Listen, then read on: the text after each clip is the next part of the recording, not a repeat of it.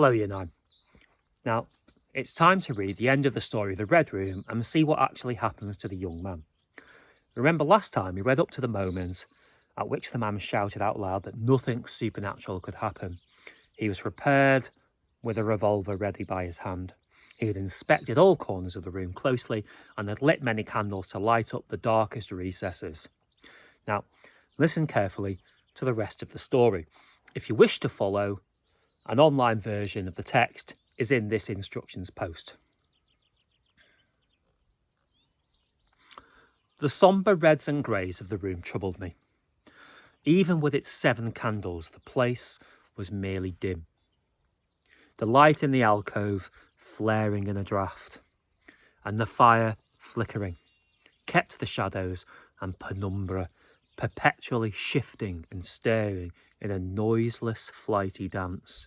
Casting about for a remedy, I recalled the wax candles I'd seen in the corridor, and, with a slight effort, carrying a candle and leaving the door open, I walked out into the moonlight and presently returned with as many as 10.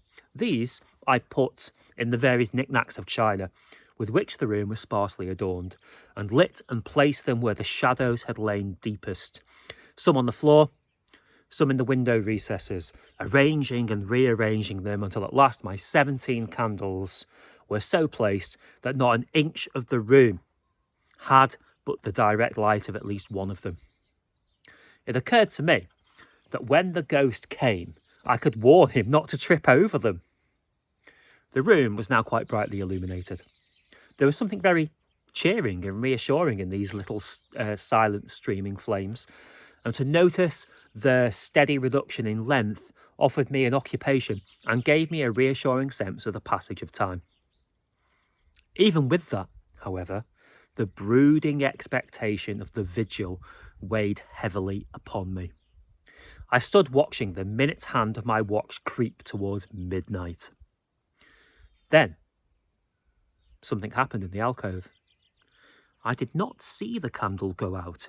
I simply turned and saw that the darkness was there, as one might jump and see the unexpected presence of a stranger. The black shadow had sprung back to its place. "By Jove!" said I aloud, recovering from my surprise. "That draught is a strong one." And, taking the matchbox from the table, I walked across the room in a leisurely manner to relight the corner again. My first match would not strike, and as I succeeded with the second, something seemed to blink on the wall in front of me. I turned my head involuntarily and saw that the 2 candles on the little table by the fireplace were extinguished. I rose at once to my feet. "Odd," I said. "Did I do that myself in a flash of absent-mindedness?" I walked back, relit one, and as I did so, I saw the candle in the right sconce of one of the mirrors wink and go right out, and almost immediately its companion followed it. The flames vanished, as if the wick had been suddenly nipped between a finger and thumb, leaving the wick neither glowing nor smoking, but black. While I stood gaping, the candle at the foot of the bed went out, and the shadows seemed to take another step towards me. "This won't do," said I, and first one and then another candle on the mantel shelf followed. "What's up?" I cried, with a queer high note getting into my voice somehow. At that, the candle on the corner of the wardrobe went out, and the one I had relit in the alcove followed. "Steady on," I said. "Those candles are wanted," speaking with a half-hysterical facetiousness and scratching away at the match. The while for the mantel candlesticks, my hands trembled so much that twice I missed the rough paper of the matchbox, and the mantel emerged from darkness again. 2 candles in the remoter end of the room were put out. But with the same match, I also relit the larger mirror candles and those on the floor near the doorway, so for the moment I seemed to gain on the extinctions. But then, in a noiseless volley, there vanished 4 lights at once, in different corners of the room, and I struck another match in quivering haste and stood hesitating whether to take it. As I stood, undecided, an invisible hand seemed to sweep out the 2 candles on the table. With a cry of terror, I dashed at the alcove, then into the corner, then into the window, relighting, 3 as 2 more vanished by the fireplace, and then, seeing a better way, I dropped matches on the iron-bound box in the corner and caught up with the bedroom candlestick. With this, I avoided the delay of striking matches, but for all that, the steady process of extinction went on, and the shadows I feared and fought against returned and crept upon me. First a step gained on that side of me, then on that. I was now frantic with horror at the coming darkness, and my self-possession deserted me. I leaped, panting from candle to candle in a vain struggle against that remorseless advance.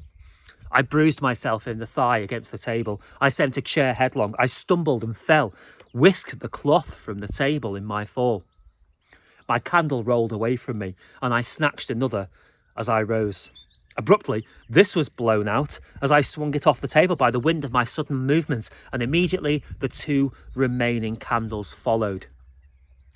But there was light still in the room, a red light that streamed across the ceiling and staved off the shadows from me.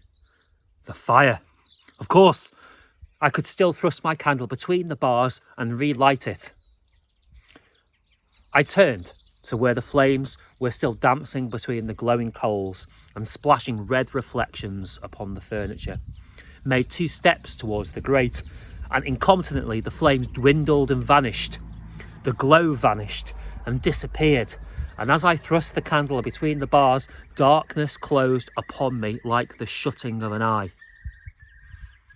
Wrapped about me in a stifling embrace, sealed my vision and crushed the last vestiges of self-possession from my brain. And it was not only palpable darkness, but intolerable terror. The candle fell from my hands. I flung out my arms in a vain effort to thrust that ponderous blackness away from me, and lifting up my voice, screamed with all my might, once, twice, thrice. Then I think I must have staggered to my feet. I know I thought suddenly of the moonlit corridor, and with my head bowed and my arms over my face, I made a stumbling run for the door. But I had forgotten the exact position of the door, and I struck myself heavily against the corner of the bed. I staggered back, turned, and was either struck or struck myself against some other bulky furniture. I have a vague memory of battering myself thus to and fro in the darkness of a heavy blow at last upon my forehead, of a terrible sensation of falling that lasted an age, of my last frantic effort to keep my footing, and then I remember no more. I opened my eyes in daylight. My head was roughly bandaged, and the man with the withered hand was watching my face. I looked around me, trying to remember what had happened, and for a time I could not remember. I rolled my eyes into the corner and saw the old woman, no longer terrible, no longer frightening, pouring out some drops of medicine from a little blue bottle into a glass. "Where am I?" I said. "I seem to remember you, and yet I cannot remember who you are." They told me then, and I heard of the haunted red room as one who hears a tale. "We found you at dawn," said he, "and there was blood on your forehead and on your lips." I wondered why I had ever disliked him. The 3 of them in the daylight seemed commonplace old folk enough. The man with the green shade had his head bent as one who sleeps. It was very slowly that I recovered the memory of my existence. "You believe now," said the old man with the withered hand, "that the room is haunted?" He spoke no longer as one who greets an intruder, but as one who condones with a friend. "Yes," said I, "the room is haunted." "And you have seen it?" And we who have been all of our lives here have never set eyes upon it, because we have never dared. Tell us, is it truly the old Earl who... No, said I, it is not. I told you so, said the old lady with the glass in her hand. It is his poor young countess who was frightened. It is not, I said. There is neither ghost of Earl nor ghost of countess in that room. There is no ghost there at all. But worse, far worse, something impalpable.